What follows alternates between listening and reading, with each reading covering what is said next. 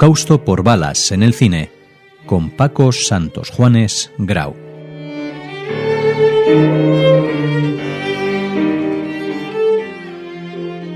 Es una alegría recibir de nuevo en su programa a Paco Santos Juanes Grau. Bienvenido, Paco. Hola de nuevo, Raquel. ¿Cómo estás? Pues muy contenta de recuperar esta serie de programas, Holocausto por balas en el cine. Cumplimos con la séptima entrega. Este es el séptimo programa y está dedicado, Paco, a un nombre, a unos personajes, a unos individuos, sí, a un grupo especialmente deleznable dentro de esa oscuridad que supuso la Shoah. El Holocausto. Muy bien. Hablamos de... Sí, cuéntanos de quién hablamos hoy. Bueno, pues bien, yo antes de empezar quisiera enviar un saludo cordial a todos los oyentes de Radio Sefarat, porque quiero que sepáis que para mí es un orgullo participar con vosotros en este tipo de programas de divulgación. Pues bien, como siempre tendremos dos partes, Raquel. Sí. Hay una parte histórica y otra parte relacionada con el cine o la televisión, pero las dos partes relacionadas con el Holocausto por balas. Por eso, para hoy, dentro de lo que es el contexto histórico, hablaremos de los Einsatzgruppen y de su implicación muy protagonista en lo que es el Holocausto por balas. Luego, en la segunda parte, analizaremos la serie de televisión norteamericana Recuerdos de Guerra del año 1988. Sí. Que pues, que muchos de nuestros oyentes recordarán, ya hablaremos luego. Está protagonizada por Robert Mitchum. No sé si preguntarte ya qué significa exactamente Einsatzgruppen, Paco. Bueno... ¿O bien, nos lo vas a contar más tarde? Sí. Voy a empezar ahora, dentro de lo que es el Holocausto por balas, pues a hablar del término alemán Einsatzgruppen, ¿vale? Okay. Y entonces, ¿cómo lo podríamos traducir de manera un poco más literal? Pues vendría a ser, dentro de lo que es el contexto de la Segunda Guerra Mundial, algo así como grupos operativos móviles o grupos para misiones especiales. Lo que ocurre es que muchas veces veremos la expresión grupos móviles de matanza o escuadrones de la muerte, pero estas expresiones responden más a su actividad y cometido más que a su traducción literal. Lo que ocurre es que ya no se traduce esta expresión de manera literal.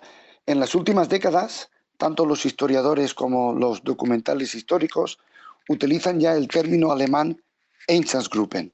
Exactamente, ¿qué significa? Significa, como te estaba diciendo, grupos móviles de matanza. Y la parte interesante, Raquel, es sí, de dónde vienen, de dónde surgen. Porque esto lo quisiera aclarar, porque originalmente aparecieron para intervenir antes de la Segunda Guerra Mundial en las anexiones de Austria y del territorio de los Sudetes de Checoslovaquia. Y en aquel momento su misión era confiscar materiales sensibles e identificar a enemigos potenciales.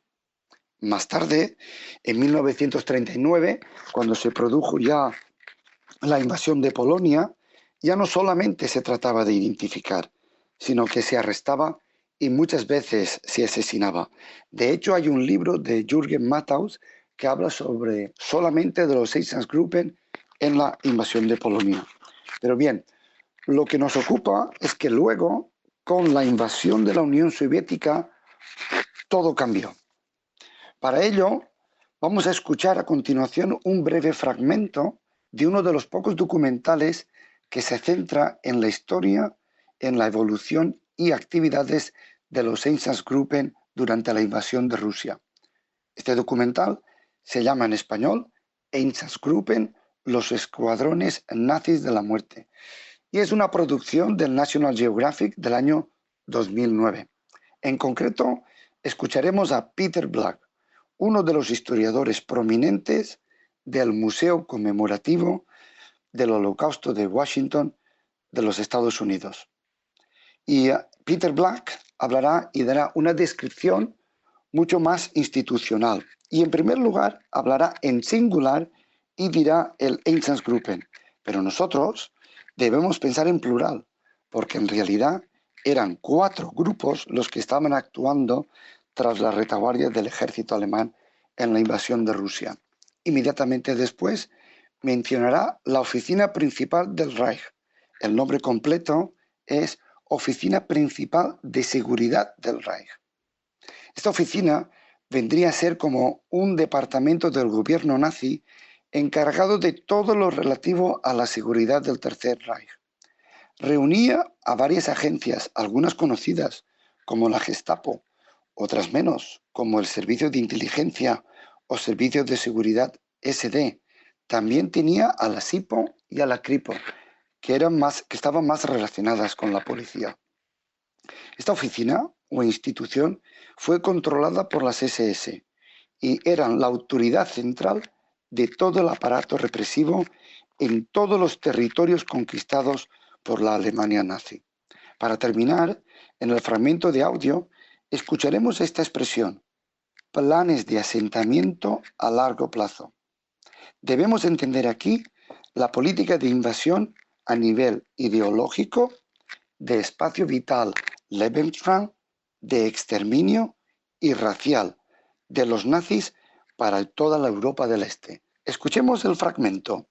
Grosso modo, institucionalmente, el Einsatzgruppen eran oficinas móviles de la oficina principal del Reich, encargada de la seguridad, responsable de una región y que se movía con el avance de las tropas alemanas, pacificando y asegurando la zona hasta que llegaran los refuerzos para su ejército y empezar a implementar algunos de sus planes de asentamiento a largo plazo. Hay que resaltar del audio que acabamos de escuchar la parte que menciona: cada Einsatzgruppen era responsable de una región, pacificando y asegurando la zona. ¿Y esto qué significa? ¿Qué es lo que hacían y cuál era su cometido? Pues bien, los Einsatzgruppen eran como unas unidades de operaciones especiales que se dedicaban a asesinar principalmente a judíos, pero también a gitanos y a comisarios políticos comunistas. Eran como escuadrones de la muerte de exterminio móviles, ya que se desplazaban de pueblo en pueblo fusilando a sus habitantes. Y este detalle es importante, porque el alcance y magnitud del crimen es enorme y desconcertante. Estamos llegando al número de víctimas de 2 millones. Y actuaron por toda la Europa del Este, desde Estonia en el norte hasta Ucrania en el sur, desde Polonia en el este hasta Bielorrusia y Rusia en el este. Como dice el historiador del Holocausto por balas, Andrei Umansky, que escribe en el prólogo del libro In Broad Daylight de Patrick Debois, sabemos que Patrick Debois está investigando el Holocausto por balas desde hace más de 20 años. La cita de Andrei Umansky dice: el método criminal de asesinato por pelotón de fusilamiento se empleó en todo el este de la Shoah, independientemente del número de víctimas. Podría ser una sola familia judía en un pequeño pueblo o decenas de miles de personas en una gran ciudad. Y aquí terminamos la parte histórica para dar ahora a continuación la parte cinematográfica.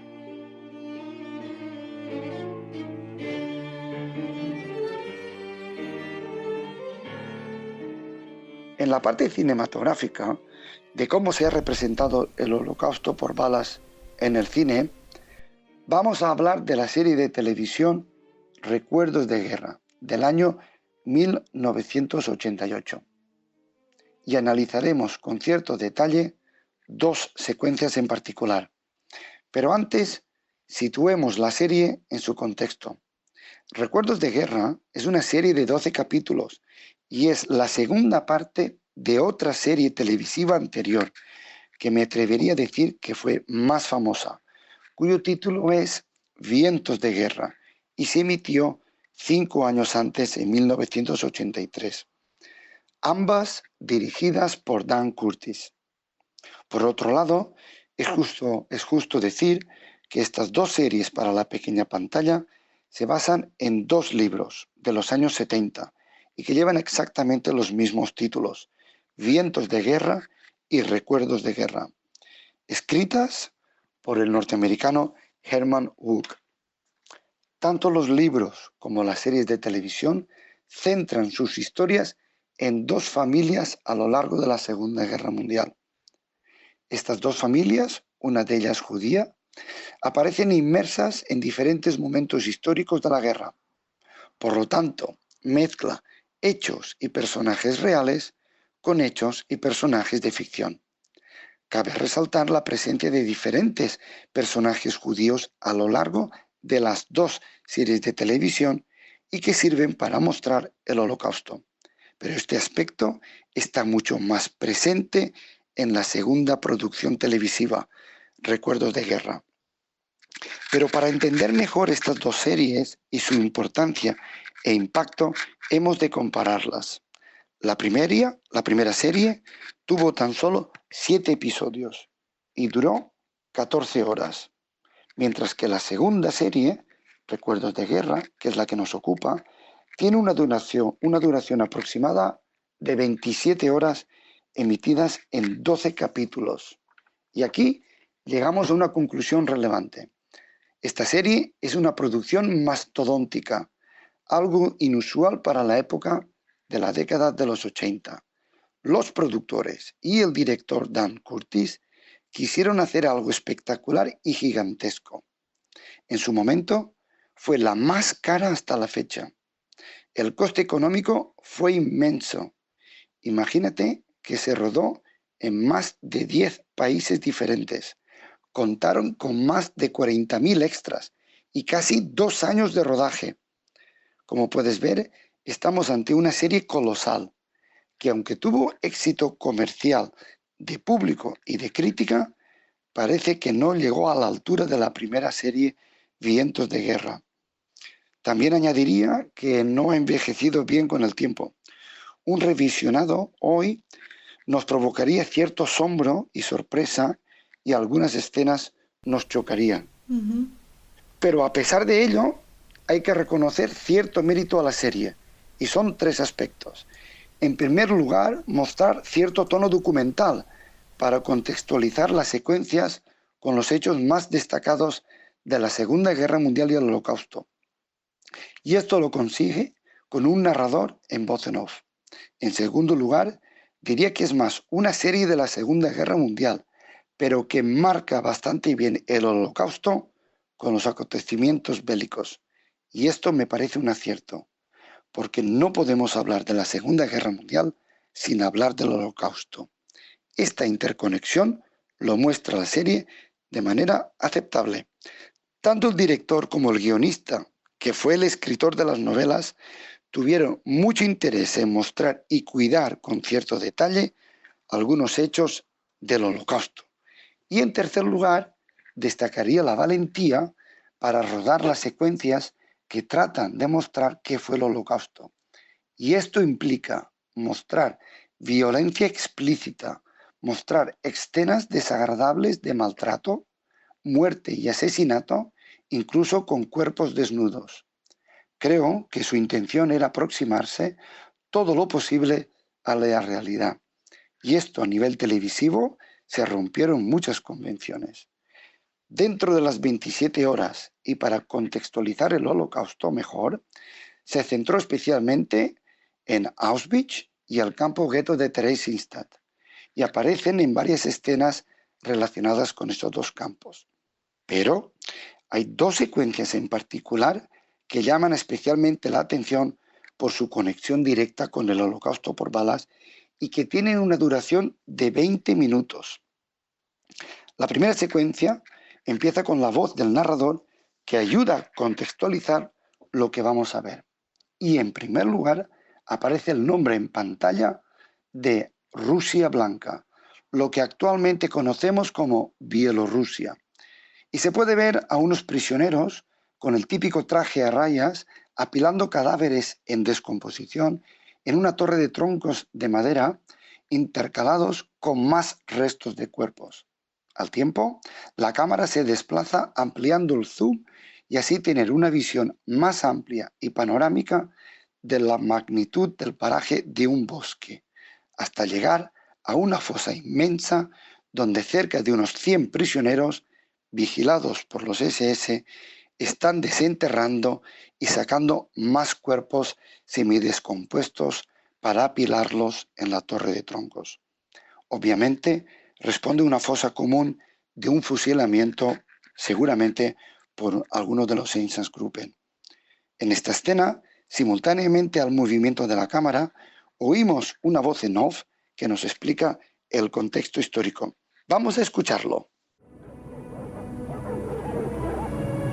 Rusia blanca.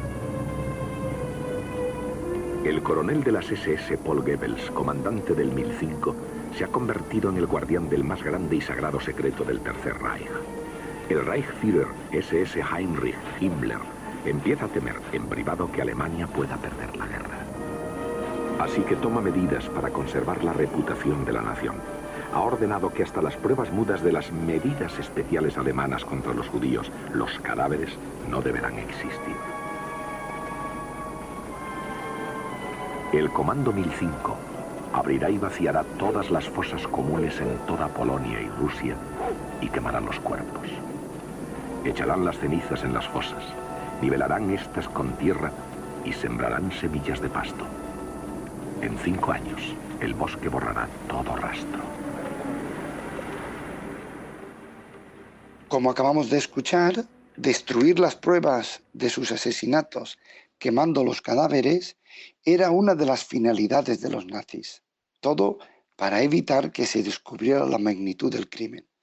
Los nazis pusieron por nombre a esta acción Operación 1005 o Sonderaktion 1005.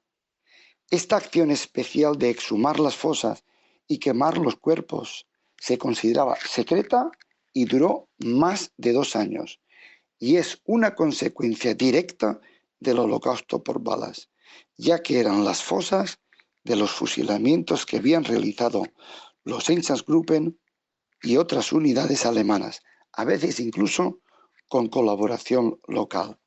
Pero también se exhumaron las fosas que tenían los campos de exterminio como Chełmno, Belzec, Treblinka o Sobibor. Pero lo que hace especialmente llamativo en esta serie es cómo muestra una masacre en particular. En la escena, 2 oficiales de las SS hablan del procedimiento de la quema de cadáveres y en un momento dado, uno de ellos le explica al otro, como modo de recuerdo, la tristemente famosa masacre de Babi Yar en Kiev, Ucrania, en septiembre de 1941.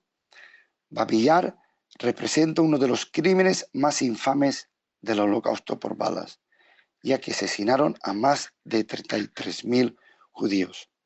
Pues mediante un flashback vemos de manera muy cruda y con una violencia y casi molesta el fusilamiento en el barranco a las afueras de Kiev, el traslado con golpes, el desnudo de las víctimas, el asesinato en masa, la indiferencia de los perpetradores, el maltrato de los colaboradores contra los judíos, y es una escena muy dura de ver.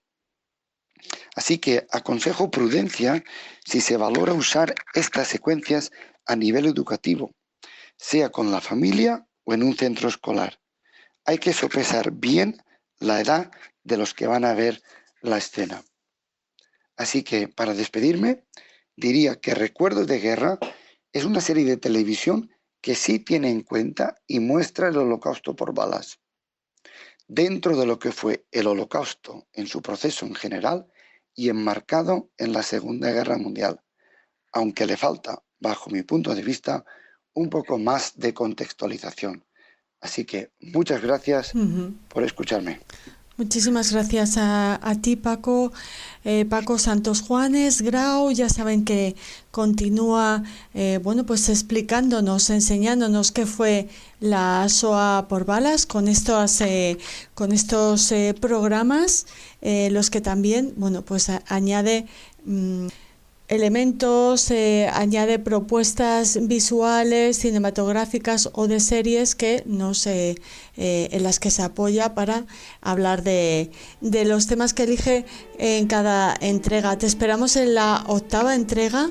Muchísimas gracias, Paco, y hasta pronto. Raquel. Muy bien, hasta pronto, encantado.